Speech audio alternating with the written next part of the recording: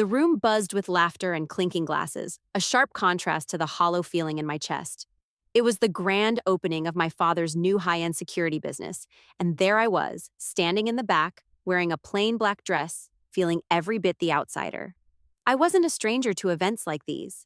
I had spent years attending fancy galas and corporate shindigs during my military career, but this was different. It was my father's world now, and I didn't fit. I was the one in the corner, sipping my drink, watching everyone in their polished suits and fancy heels, wondering how I had come to be this far removed from my own family.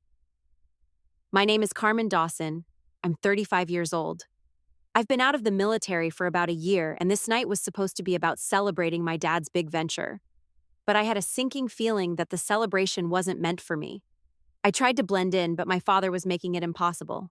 He stood at the front, microphone in hand, looking every bit the man he wanted the world to see. The crowd was hanging on his every word, and I couldn't help but notice how well he commanded attention. The polished suit, the charming smile, the way he spoke with such authority. It was like he had been waiting for this moment his entire life. And of course, I couldn't have gotten here without the help of my beautiful family, my father said, his voice booming over the speakers. The room was silent, waiting for him to continue. Carmen, my daughter, he said, turning toward me. A real example of what it means to serve your country, and then, leave it behind. The laughter from the crowd hit me like a slap. I froze, my heart pounding in my chest. There it was, the jab I had been expecting. Everyone chuckled, not realizing how deep the sting went. My father's voice echoed in my ears as I fought the urge to run. Leave it behind. That's what he always said. That I didn't belong here anymore. That my time in the military had somehow made me less of the person I was supposed to be. I glanced around the room, trying to find something, anything, that could distract me. And then my gaze landed on an antique sword displayed in a glass case along the back wall. It was beautiful, intricately carved, and held a history that I could almost feel in my bones. The laughter in the room faded away as I stared at the sword, feeling the weight of all those years in service, all the things I had sacrificed for a job I had given my everything to. I had bled, I had lost, and yet here I was, the joke of my family. I could still hear my father's words echoing in my mind, even as they buzzed on with their shallow conversations and congratulatory remarks. It felt like the walls were closing in, but I stayed rooted to the spot. I wasn't going to let him see how much his words had wounded me. Not here, not now. You okay? Greg, my brother, appeared beside me, his voice soft, a contrast to the energy around us. I barely turned to him, forcing a smile. Yeah, just fine. Don't mind Dad, he said, his eyes briefly flickering toward the front where our father was basking in the attention. He doesn't mean it, you know that, right? I wanted to believe him, I really did, but the truth was it didn't matter whether or not he meant it, the damage had already been done. I shifted my focus back to the sword, the only thing that seemed to ground me in that moment. It wasn't just a piece of metal encased in glass. It was a symbol of the pride I used to feel, the pride of having served with honor, of knowing that I had made a difference. And yet, here I was, invisible in my own family's eyes. The event raged on around me, but all I could do was stare at that damn sword. The chatter around me faded into a dull hum as my thoughts spiraled. I could feel my hands tightening around the glass of wine in front of me, but I didn't dare take a sip. I wasn't sure if the wine would calm my nerves or just make everything feel worse. The longer I stood there, the more it seemed like I was suffocating in this room full of people I didn't belong with. Then a soft voice broke through the haze. Why do you look so sad? I turned, half expecting to see one of the guests behind me, offering me sympathy with a patronizing smile. But no, this voice came from behind me, barely above a whisper.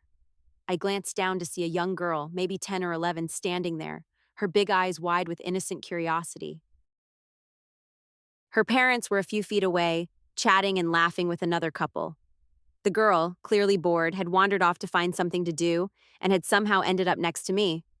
I froze, unsure how to respond. Her simple question had cut straight to the heart of everything I'd been trying to avoid thinking about all evening. Just tired, I said, offering her a weak smile, but it didn't seem to convince her. She stared up at me for a long beat, her little brows furrowing like she was trying to figure me out. You're not tired, she said, her voice more certain now. You're sad. You look like my aunt when she's mad. I chuckled softly, my heart feeling heavy. It wasn't just sadness. It was more than that. It was the betrayal I could feel eating away at me. It was the way I had been erased by the very family I'd fought so hard to protect and serve. But how could I explain that to this child? To anyone? Before I could answer, I heard Greg's voice again, this time louder, cutting through the awkward silence between me and the girl. Carmen, come on, let's go outside for a minute. You need some air. I didn't respond immediately, still trying to shake the heavy weight of the girl's words, when I heard Greg call out to me once more. Carmen, seriously, come on. I forced a tight smile for the girl before I turned toward my brother, my mind still racing. Sure. Just a minute, I said, stepping away from the girl and following Greg, who had already started walking toward the sliding doors leading outside. As I passed the other guests, I could hear the soft murmur of their voices. Some of them laughing, some of them talking about the business, unaware of the struggle I was silently facing. They didn't know me, not really.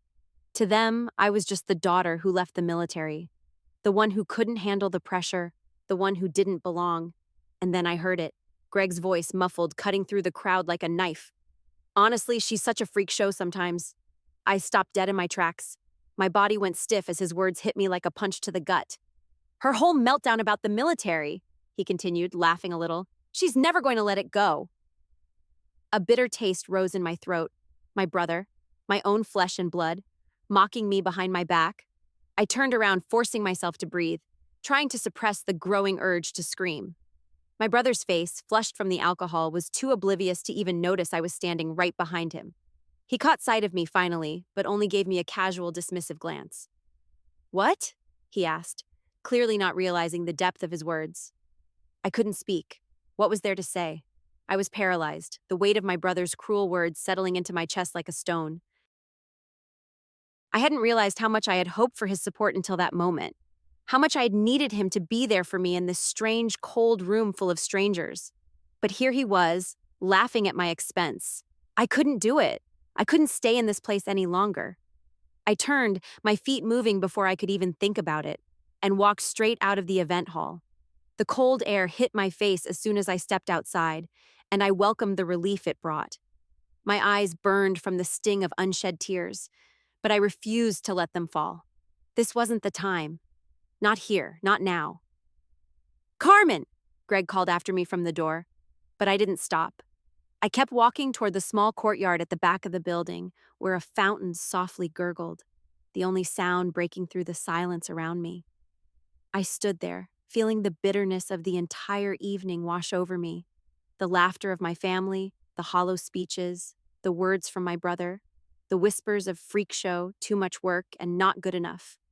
I stared at the fountain for a long time, the water glistening in the soft light of the evening.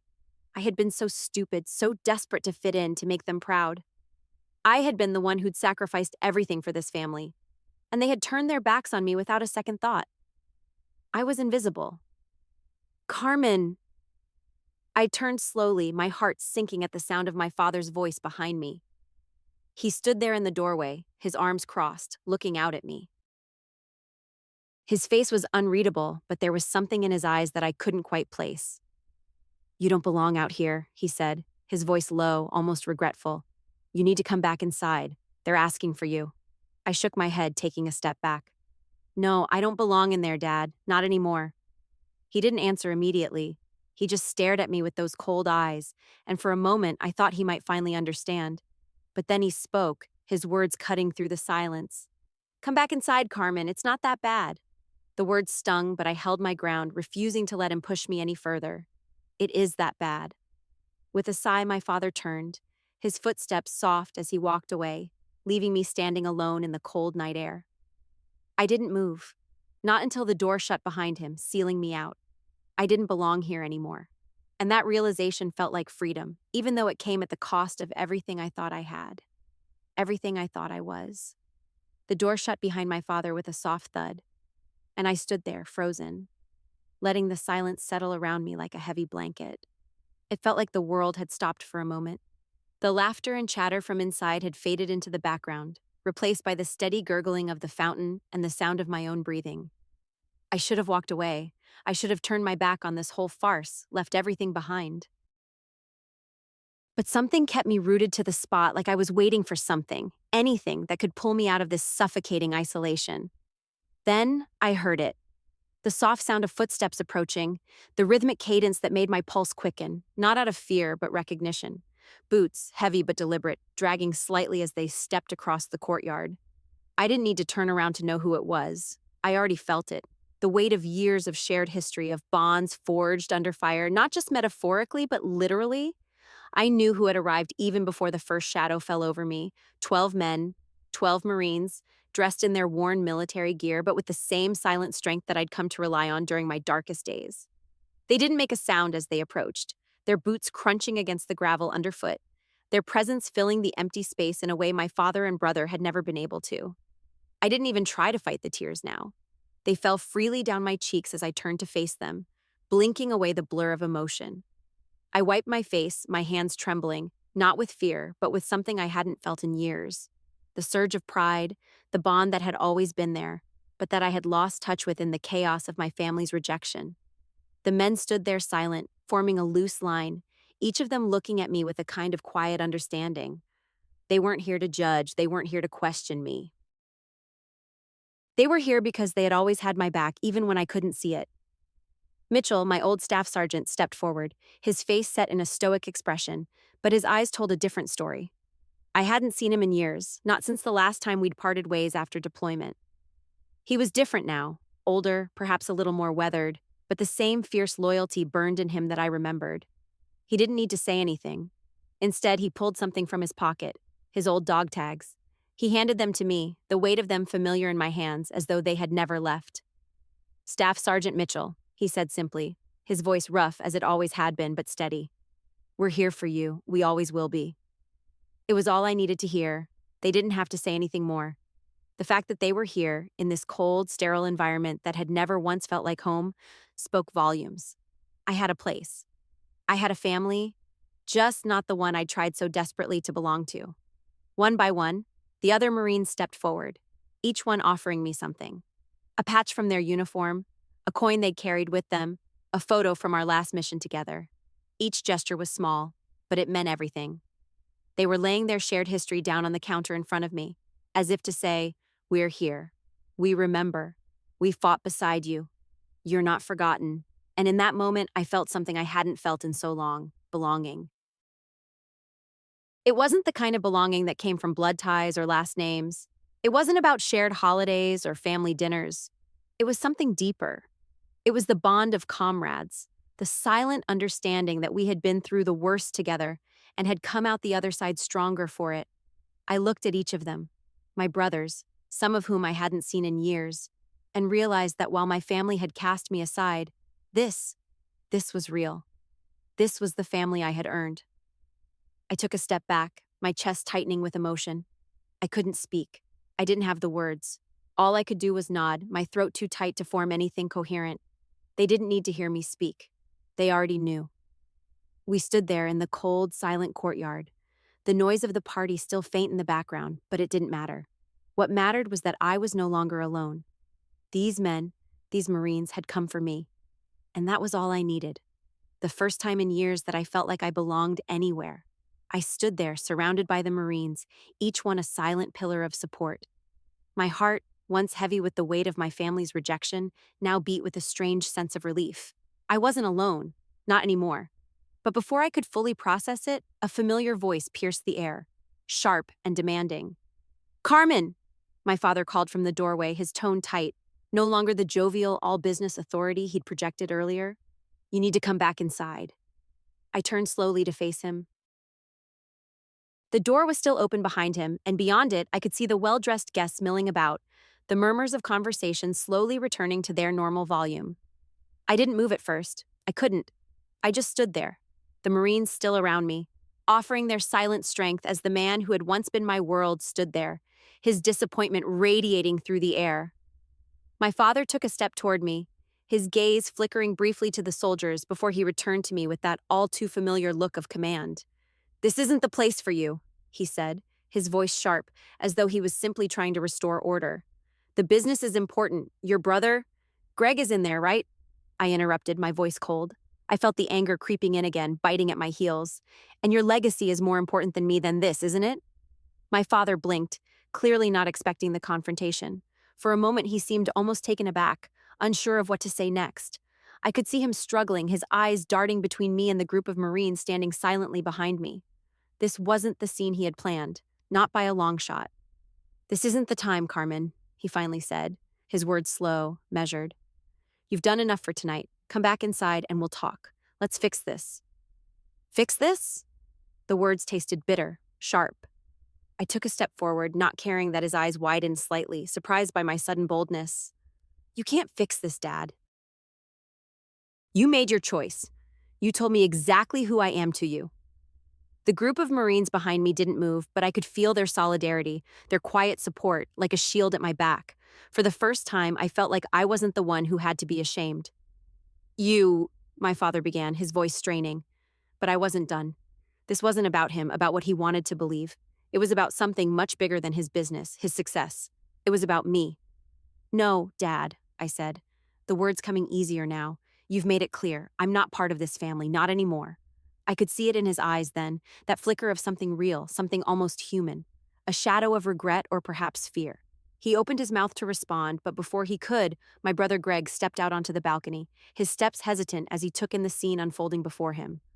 Carmen, come on, Greg said, his voice low. He glanced at our father and then back at me, his face tense. Just go inside, let's get through this, we can talk later. But I didn't move. I couldn't. The silence hung heavy between us, the weight of it like a physical presence. I was done playing his games, done pretending. I turned back to the Marines who had surrounded me, the men who had stood by my side through battles and wars far beyond what any of these people would ever understand. They were the family I had earned, and right now that was all that mattered. And then, as if on cue, Staff Sergeant Mitchell stepped forward again, his presence cutting through the tension in the air like a blade. He didn't look at my father or my brother. His eyes were fixed solely on me. There was no pity in his expression. There was no judgment. Just quiet, unwavering support. We're not leaving, he said simply, his voice steady, deep. She's with us. We stand with her. The words echoed in the space between us, and for the first time that evening, I didn't feel invisible. I didn't feel like I was being erased. My father, who had stood at the top of the room just hours earlier, now looked smaller. His face darkened, but he didn't speak. For a long moment, the silence between us stretched, thick with unspoken words.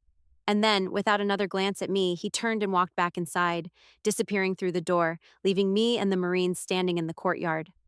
Greg lingered in the doorway, watching us, the hesitation clear in his eyes. But I didn't look at him. Not anymore. Not after everything that had been said, everything I had heard. I took a deep breath, letting the air fill my lungs, and then exhaled slowly, letting the weight of the evening slip away, piece by piece. The party continued inside, but it felt like a world away now. Thank you, I finally said, my voice barely above a whisper. But the gratitude in my heart was loud enough to fill the space between us. Mitchell nodded, his eyes softening for the briefest moment. We've got your back always. You're not alone, Carmen. And in that moment, I believed him. The realization hit me, and I didn't feel ashamed or small anymore. I felt something I hadn't in a long time. Free. For the first time in years, I felt like I was finally standing where I belonged. I stood there, my heart steadying as the sound of the door to the banquet hall closing behind my father echoed in my ears. The Marines had surrounded me, forming a quiet shield. Outside, the world seemed distant, muted, yet there was a strange clarity settling in. It wasn't the relief I had hoped for. There was no cathartic release, no grand moment where everything made sense. It was just silence. I didn't feel the sense of victory I thought I would.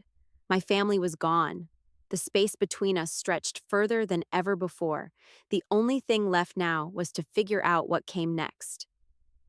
Carmen, I turned to face Greg, who was stepping back outside onto the courtyard, his expression still frozen in a mask of confusion, his eyes darting between the Marines and me. He had seen it, heard it all, but hadn't taken the side I had hoped he would. The brother who had always been by my side in his own way was now silent. What, Greg? I asked, my voice harsh even to my own ears. The sharpness of it surprised me, but it was nothing compared to the frustration that had been building inside me for years. What is it? What do you want? Greg took a step closer, his hands shoved deep into the pockets of his suit. The coldness in the air seemed to match the distance between us. I could see the uncertainty in his face as he opened his mouth, but the words didn't come. Instead, he looked back at the door of the banquet hall, then back at me. The confusion on his face made me sick. I didn't know it would go this far, Carmen, he said, his voice quieter now. This wasn't supposed to happen. I shook my head, biting back a laugh. Wasn't supposed to happen, Greg? You heard what he said about me. You heard it. You didn't stop him. You let it happen. His eyes flickered with guilt, but it didn't stop the anger from building in my chest. I had spent years taking care of their messes, covering for their failures, being the dutiful daughter, the soldier who couldn't rest until everyone else was taken care of. But it had never been enough. Never. I was just a punching bag for their cruelty. I'm sorry, Greg said, but it felt hollow. I don't know what else to say. You don't have to say anything, I replied, stepping closer to him now, my voice dropping lower, colder. You already showed me everything I need to know. I paused, the words heavy in the air, sinking into the space between us.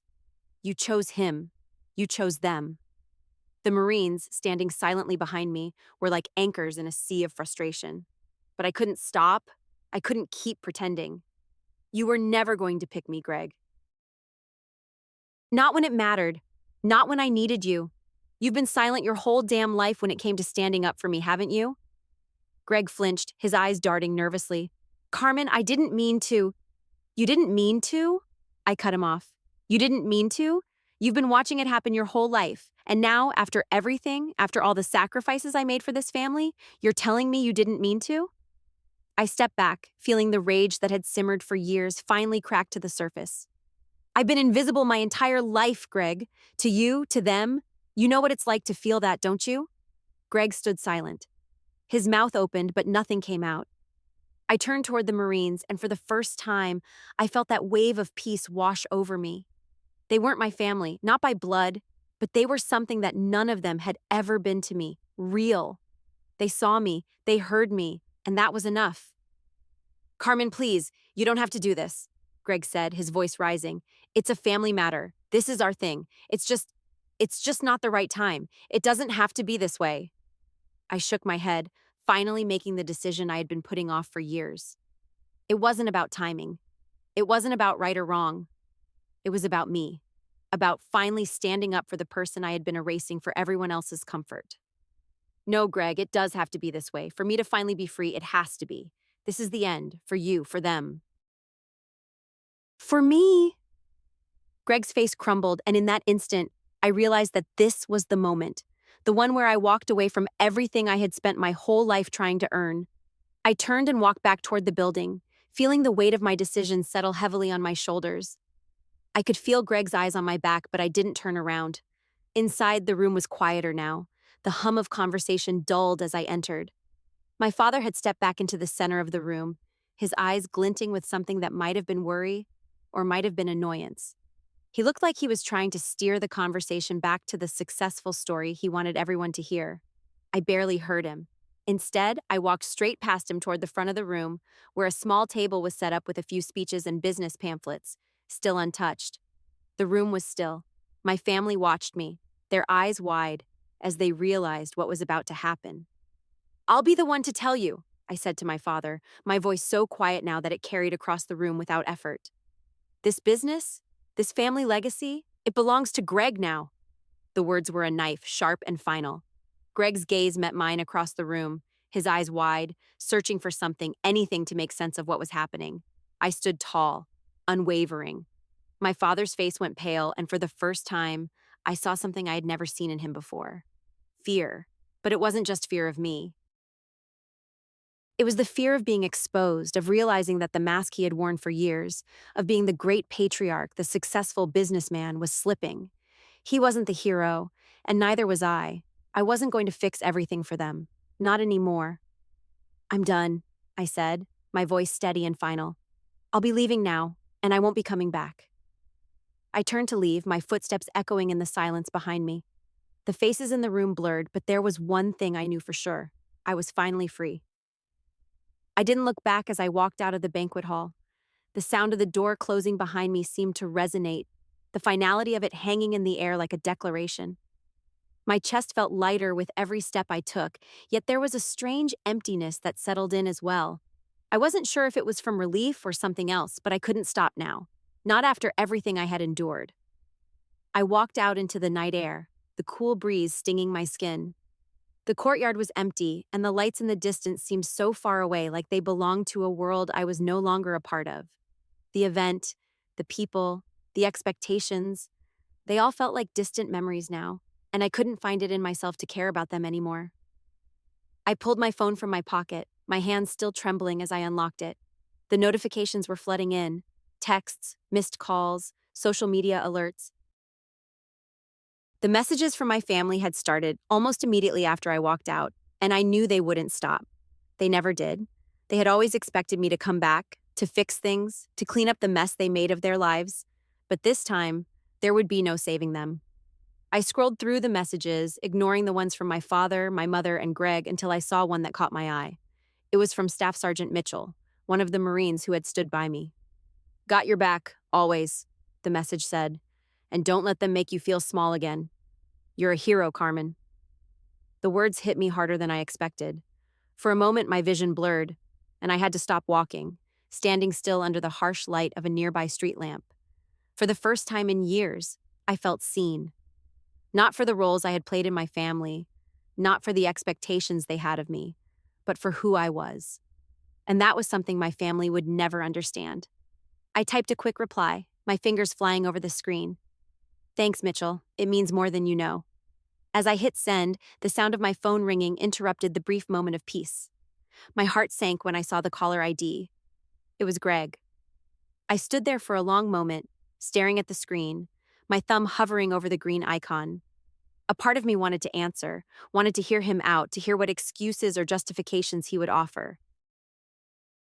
But another part of me, the part that had grown stronger over the years, knew that it was over. There was nothing left to say. I let the phone ring, then slide into silence as it eventually went to voicemail. "Carmen?" Greg's voice came through, frantic but softer than usual, as if he was trying to piece together something he couldn't fully grasp. "Please, just call me back.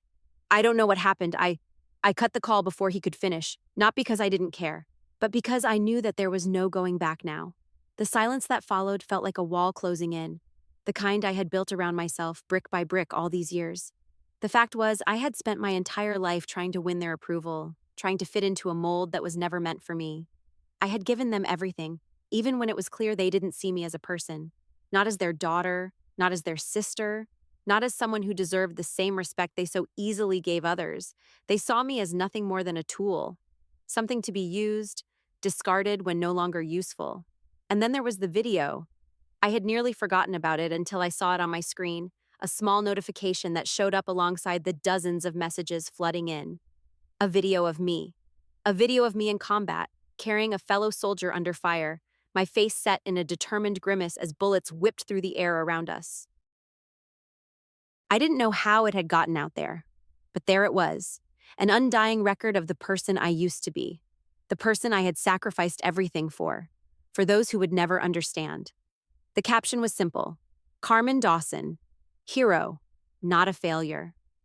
The silence that followed felt like the truth washing over me. The world, in its own way, was beginning to understand who I was. I wasn't just the failed daughter of a successful man, or the one who couldn't live up to her family's impossible standards. I was a hero. I had always been one. I sat on the edge of a nearby bench, the cool night air brushing against my skin, my phone screen glowing softly in my hands. I scrolled through the comments, each one an affirmation I hadn't allowed myself to believe for so long. Strangers, veterans, even civilians, all of them recognizing something I had almost forgotten about myself. I wasn't just someone who had been rejected by my family. I wasn't the person they had made me believe I was. I was me, strong, determined, unyielding, and capable of more than they ever saw. For the first time, I didn't feel invisible. And as the night stretched on, with the world outside continuing in its familiar way, I realized that I was no longer the person who needed their validation. I didn't need to prove myself to anyone anymore. The truth had been exposed, and with it, I was free. The phone buzzed again. Another call from Greg. Another message from my mother, my father, all of them desperately trying to reconnect, to force me back into the role they had created for me. But this time I ignored them all. I didn't need to answer. I had already answered the only question that mattered. I was enough. The park bench felt like a haven. Quiet, still, the world muted around me as I sat under the canopy of a tree. My phone was a constant buzz of notifications, but for the first time, I didn't feel the need to check every message, every call. It was too much. And frankly, I didn't care what they had to say anymore.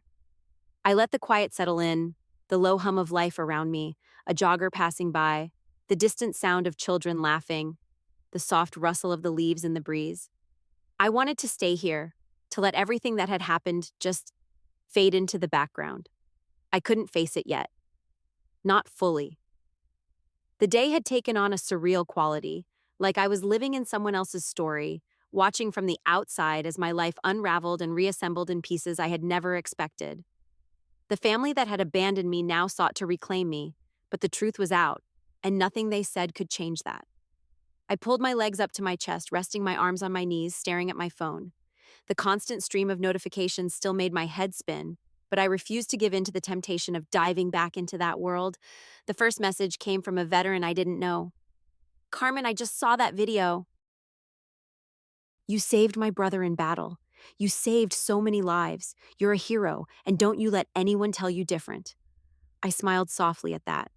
There was something deeply humbling about hearing those words, coming from someone who understood the weight of those moments. The next message was from a stranger. "Carmen, I just wanted to say thank you. Your story reminds me of my mom. She served too. She always said that real strength isn't in what you can carry on the outside, but in how you carry what's inside. I hope you're finding peace." I sat there digesting the words. I didn't know them, but somehow in this moment they knew me. But then there was another message, one that made my heart skip. It was from my brother Greg. "Carmen, please, we need to talk. Mom, Dad, and I are all trying to fix this. Come home. We can work through this."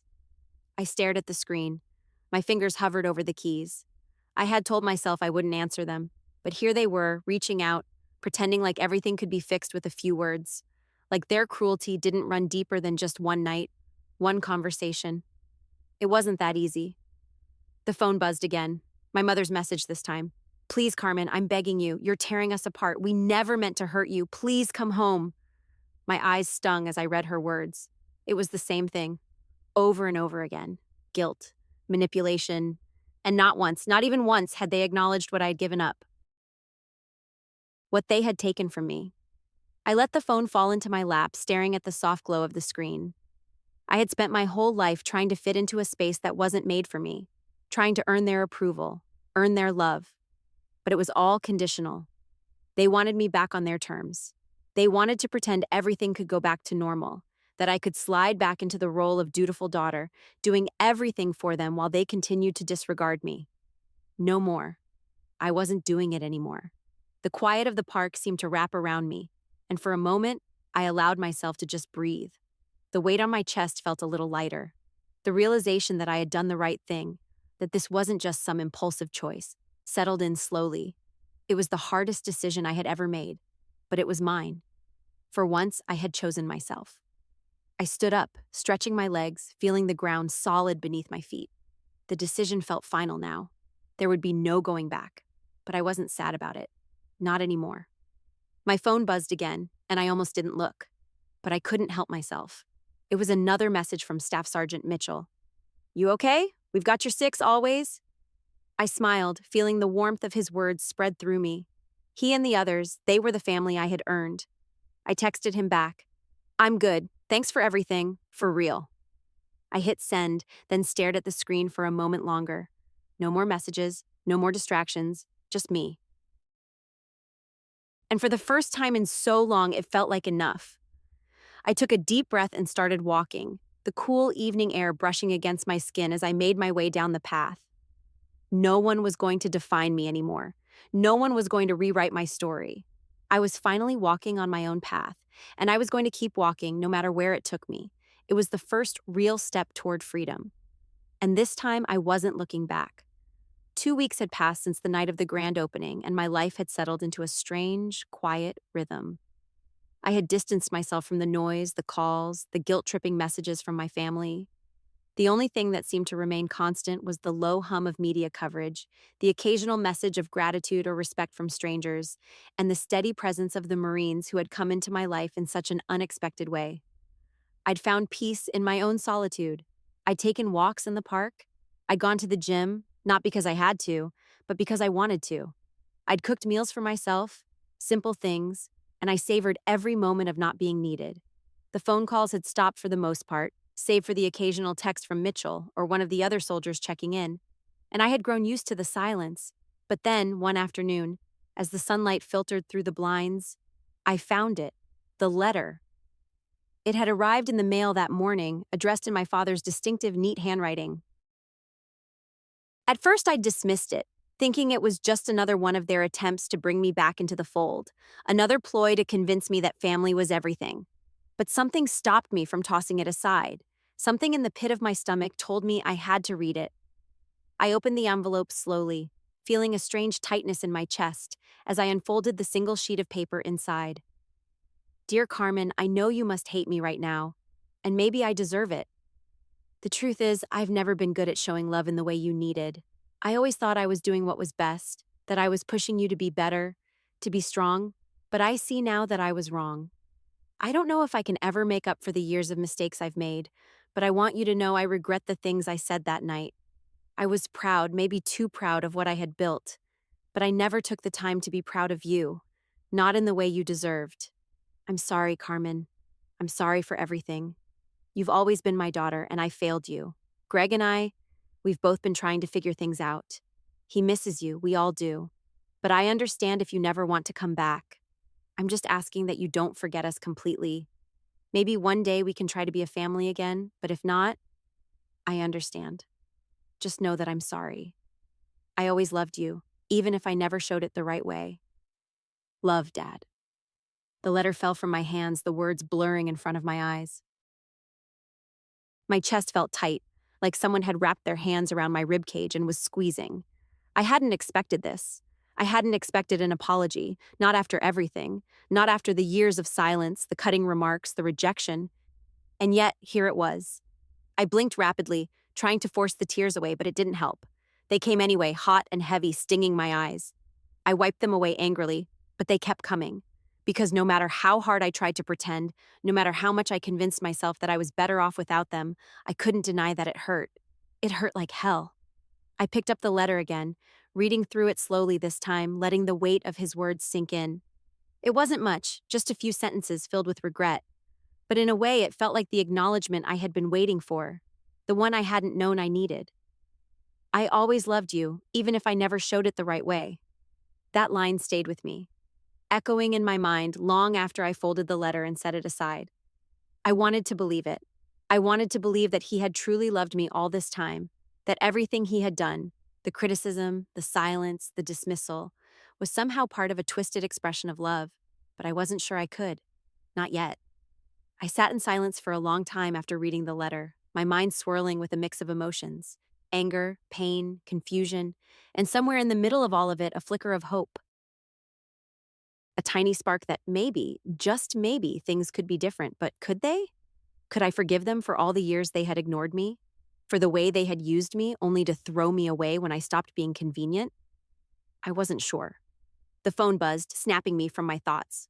I glanced at it, almost afraid to see another message from my family, begging me to come back. But it wasn't from them. It was from Mitchell. Hey, Carmen, just checking in. Heard about the letter. Hope it didn't hit too hard. You've got a lot of people rooting for you. I typed back quickly, grateful for the distraction, for the steady reminder that there were people in my life who actually saw me, who weren't just using me.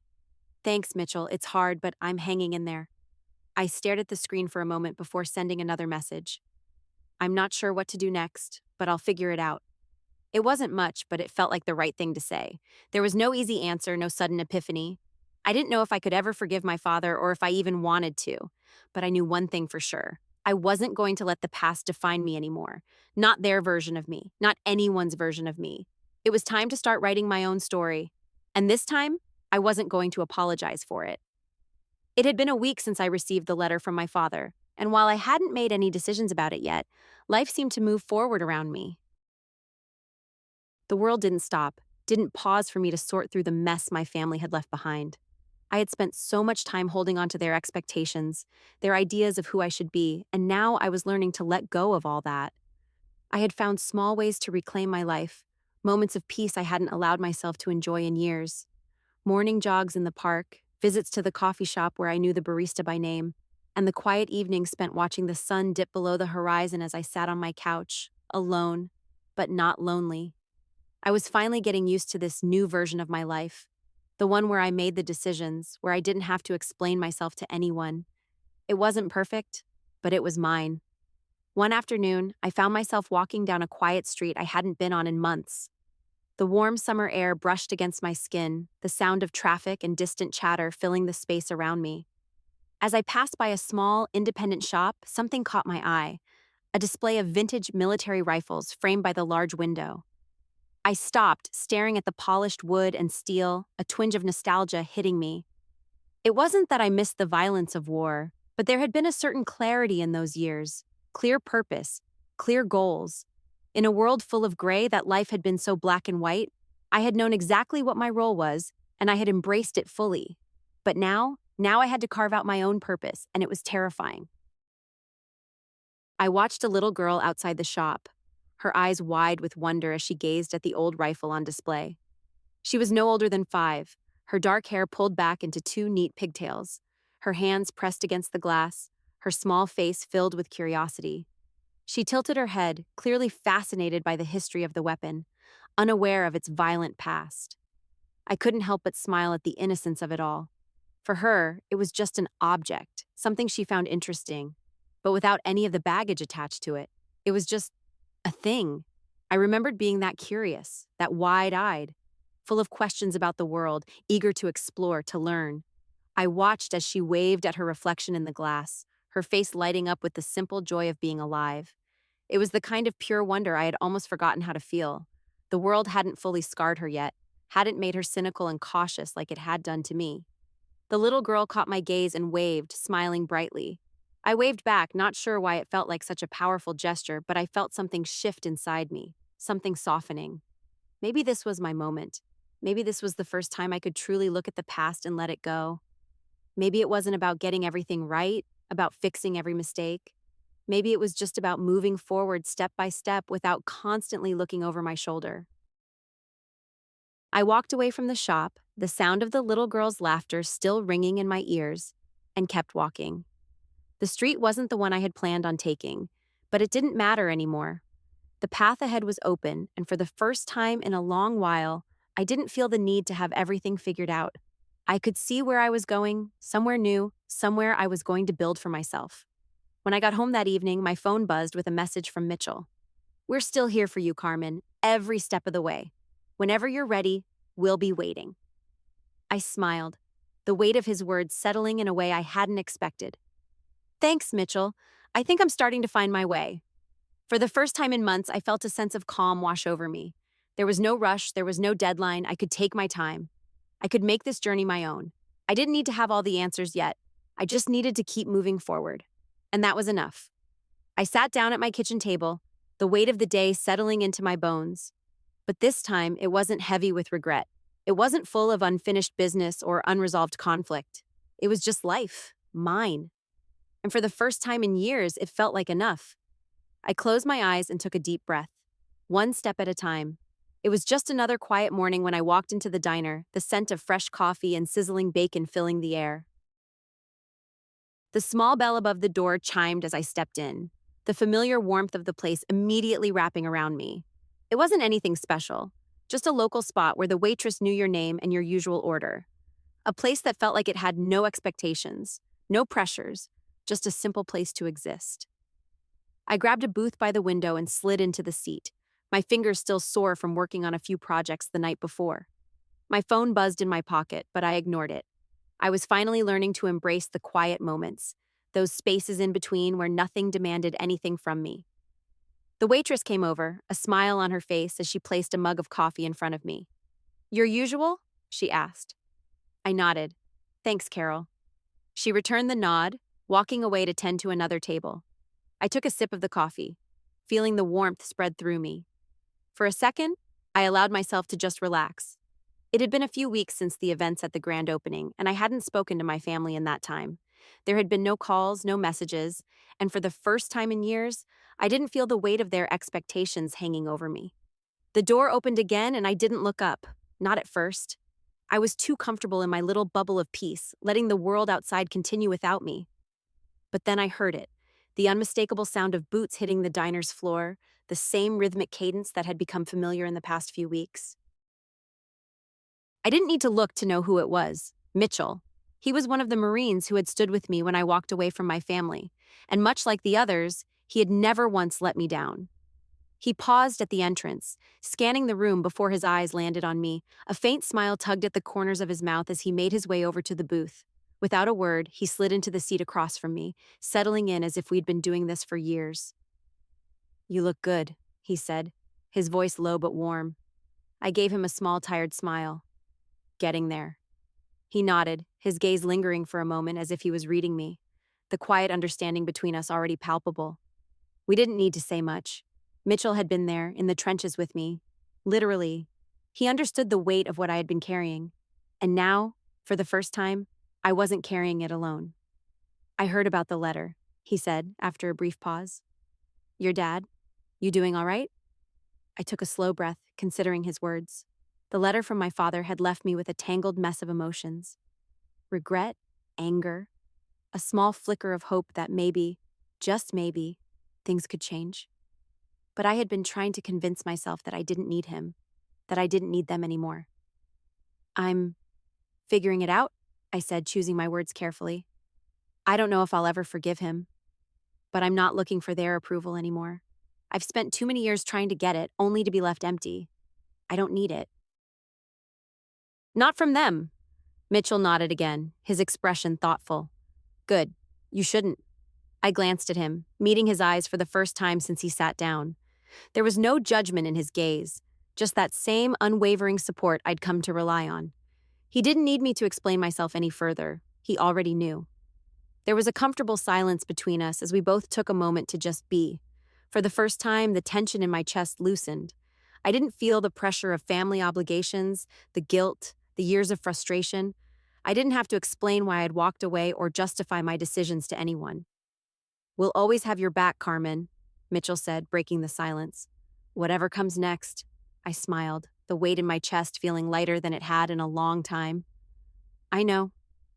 We talked for a while after that, about life, the future, and the people we had lost along the way. There was no urgency in our conversation, no expectations, just two people sitting in a diner, catching up on the life that had been waiting for us outside of the chaos. Eventually, he stood to leave, giving me a final nod before he walked out of the diner.